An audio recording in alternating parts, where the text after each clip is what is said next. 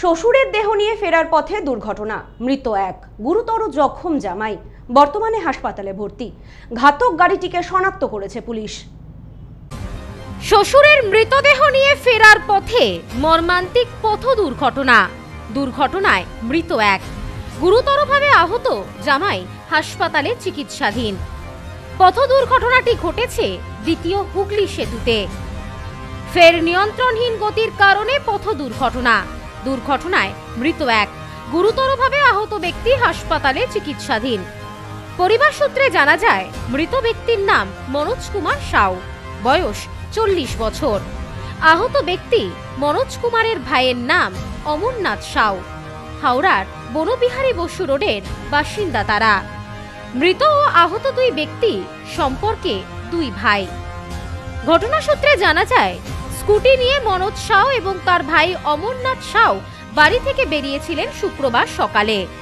অমরনাথের শ্বশুর কলকাতার একটি বেসরকারি নার্সিং হোমে ভর্তি ছিলেন। বৃহস্পতিবার রাতে সেখানেই তার মৃত্যু হয়। শুক্রবার সকালে শ্বশুরের মৃতদেহ সববাহী গাড়িতে নিয়ে ফিরছিলেন অমরনাথ। তিনি স্কুটিতে ছিলেন। স্কুটির পিছনে ছিলেন তার দাদা মনোজ সাউ। দ্বিতীয় হুগলি সেতুতে তাদের স্কুটিকে একটি লরি ধাক্কা মারে। স্কুটিটি চালাচ্ছিলেন অমরনাথ, পিছনে বসেছিলেন মনোজ। লরির চাকায় পিষ্ট হয়ে মৃত্যু হয় মনোজের। অল্পের জন্য প্রাণী বাঁচেন অমরনাথ। দুর্ঘটনার পর স্থানীয় বাসিন্দারা ছুটে আসেন ঘটনাস্থলে। খবর পেয়ে ঘটনাস্থলে এসে পৌঁছায় পুলিশ। এরপর পুলিশের পক্ষ থেকে মনোজের দেহ উদ্ধার করে ময়নাতদন্তের জন্য পাঠানো হয়।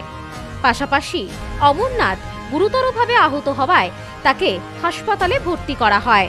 বর্তমানে হাসপাতালে চিকিৎসাধীন রয়েছেন তিনি। ওনারা বডি আনতে গেছিল, ওনার ছোটো ভাইয়ের শ্বশুরের বডি আনতে গেছিলো।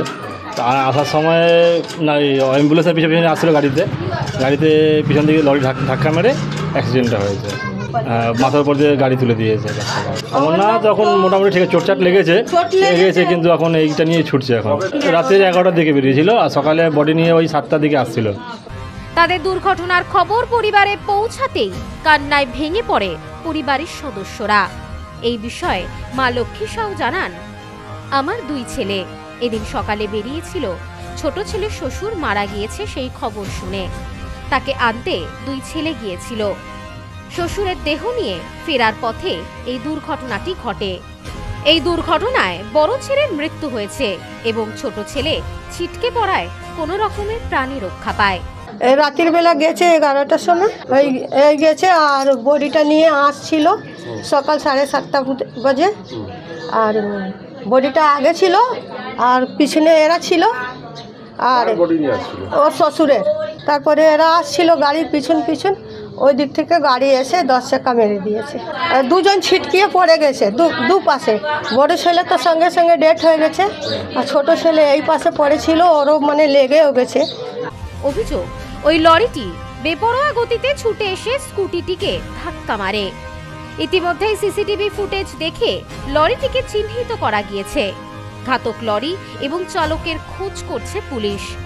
সাউ পরিবারে নেমে এসেছে শোকের ছায়া। ওই লরি চালকের কঠোর শাস্তির দাবি করেছেন তারা। পথ নিরাপত্তার জন্য একাধিক প্রচারমূলক কর্মসূচির উদ্যোগ নেওয়া হয় পুলিশ ও প্রশাসনের পক্ষ থেকে, কিন্তু তারপরেও কিছু শ্রেণীর মানুষ আছেন যারা বেপরোয়া গতিতে গাড়ি চালাচ্ছেন, আর যার কারণে প্রত্যেক মুহূর্তে ঘটছে এই ধরনের দুর্ঘটনা। শ্বশুরের শরীর খারাপ ছিল, মরে গেছিল। বডি বলছে হাসপাতালে ও দু ভাই গেছে। রাত্রে এখানটা দিয়ে গেছে, কথা বলেছে। সকালবেলা ফোন করছি ওনাকে, ফোনটা তুলছে না। আমার শাশুড়ি এসে বলছে ওর বডি এসেছে, যাবি দেখতে? আমি বললাম না, আমি যাবো না, তুমি যাও। 5 মিনিট পরে এসে বলছে আমার মনোজ নেই। Bureau report, news no man's land, Howrah. Sampriti guest house hotel and restaurant, সমস্ত আধুনিক সুবিধাযুক্ত AC double bedroom, standard double bedroom, twin bedroom, deluxe double bedroom. আমাদের হোটেলেই রয়েছে বাঙালির খাবার সহ মাল্টি কুইজিন রেস্টুরেন্ট। শহরের মধ্যে অথচ সম্পূর্ণ নিরাপদ পরিবেশে থাকা খাওয়ার একমাত্র ঠিকানা Sampriti guest house hotel and restaurant, Chakdah road, টবাজার, বনগাঁ। ফোন 03215257603।